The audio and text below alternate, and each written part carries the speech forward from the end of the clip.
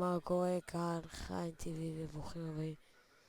בפרק של משחקים מלאים אני אתחיל לעשות סדה כזאת, כאילו כבר נעשה.